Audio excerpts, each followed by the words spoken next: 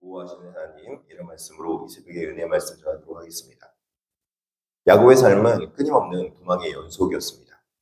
젊은 시절 형 에서의 분노를 피해서 고향을 떠나야 했고, 그는 이제 외삼촌 라반을 피해서 다시 도망치는 신세가 되었습니다.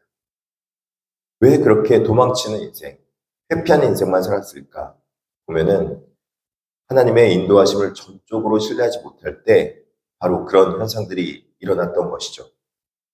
우리의 인생도 이처럼 하나님의 인도하심을 전적으로 신뢰하지 못할 때 불안에 쫓기는 도망자의 삶이 되기 쉽습니다. 오늘 본문은 도망하는 야곱의 일행과 그들을 뒤쫓는 라반, 그리고 그 위기 한가운데 일하시는 하나님의 섭리를 보여주고 있습니다. 첫 번째로 스스로 미래를 열려는 마음입니다. 야곱의 일행이 밧달 아람을 떠날 때 라헬은 아버지 라반의 드라빔을 훔쳐갑니다. 그때 라반이 양털을 깎으러 갔으므로 라헬은 그의 아버지의 드라빔을 도둑질하고, 이 드라빔이라는 게 도대체 뭘까 보면은 다시 고대 운동에 드라빔은 단순히 우상을 넘어서 가문의 상속권과 기득권을 상징하는 물건이었습니다. 이제 이것을 가져가면은 우리 아버지의 상속권을 내가 물려받을 수 있겠다라는 하나님의 뜻을 의지하지 못하고 하나님의 인도하심을 의지하지 못하는 그 마음이 드라빔을 훔치는 마음을 가져갔던 것이죠.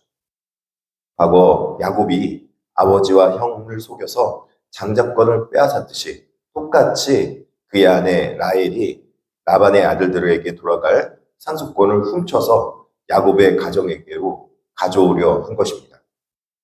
이것은 하나님의 약속보다 자신의 주도성과 방법으로 미래를 보장받으려는 그런 모습이었던 것이죠. 아직 버리지 못한 옛 습관이 야곱의 가정과 라헬에게 남아 있었다는 것을 보여주고 있습니다.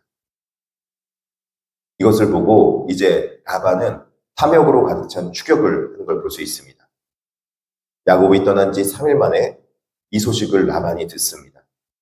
형제들을 거느리고 7일 길을 미친 듯이 뒤쫓아갑니다. 앞에 간 사람이 있다 보니까 더 빠른 속도로 쫓아가야 했던 것이죠. 23절에 보니까 라반이 그의 형제를 거느리고 7일 길을 쫓아가 길라산에서 그에게 이르렀더니 하고 23절에 말하고 있습니다.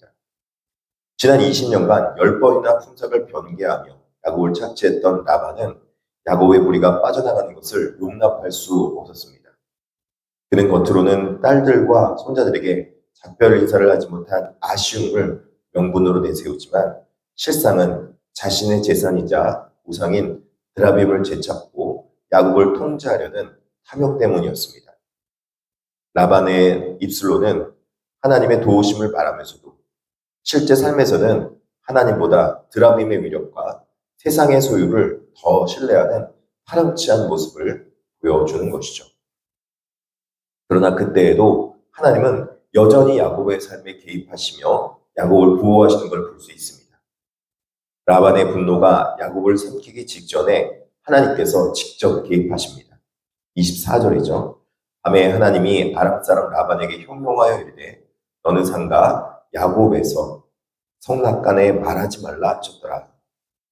야곱은 아무것도 모른 채 도망치고 있었지만 하나님은 과거 베델에서 야곱에게 하셨던 내가 너와 함께 있어 내가 어디로 가든지 너를 지키며 라고 했던 창세기 28장 15절의 말씀을 지금도 지키고 계셨습니다.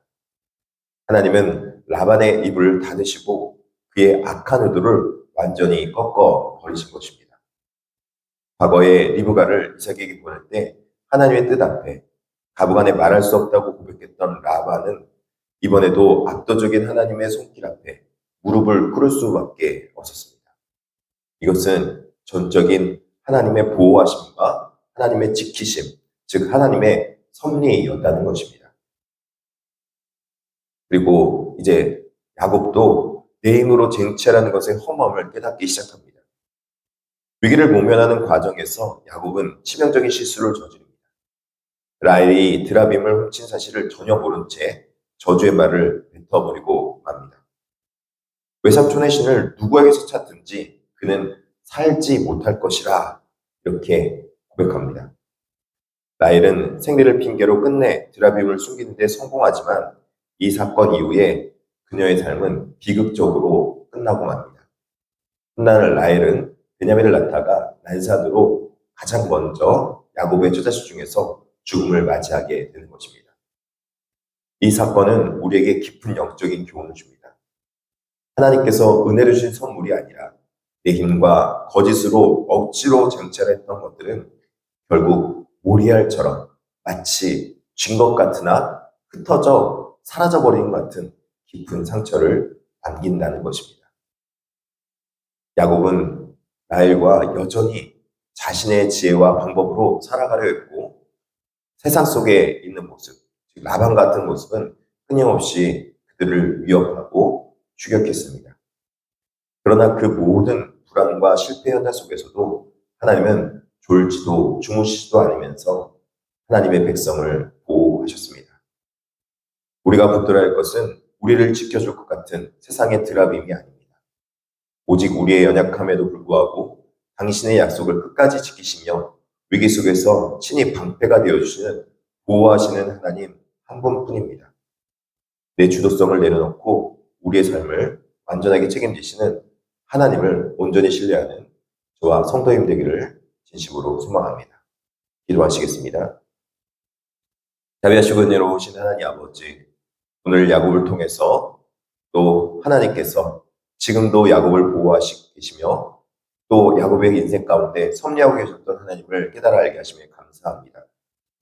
우리의 삶 속에서 하나님의 보호하심과 인도하심이 항상 있어서 우리 육신의 연약함으로 인해서 힘들어하고 있던 백성들 하나님의 치유하심으로 고쳐주시고 낫게 하여 주시며 물질로 어려운 백성들 물질로 채워주시며 하나님의 도우심 은혜 가운데 살게 하여 주셔서 무엇보다도 하나님의 놀라우신 은혜 가운데 하나님의 도우심 은혜가 크게 임하게 하여 주셔서 특별하게 항암하고 있는 주님의 백성들 김하자 지사님의 며느님도 기억하여 주시고 낫게도 하여 주시옵시고 또 그리고 김유경 지사님 하나님 치유하여 주시옵시며 육신의 아픔에서 고통받고 있는 백성들 많이 있습니다.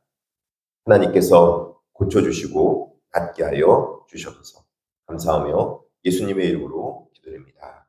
아멘.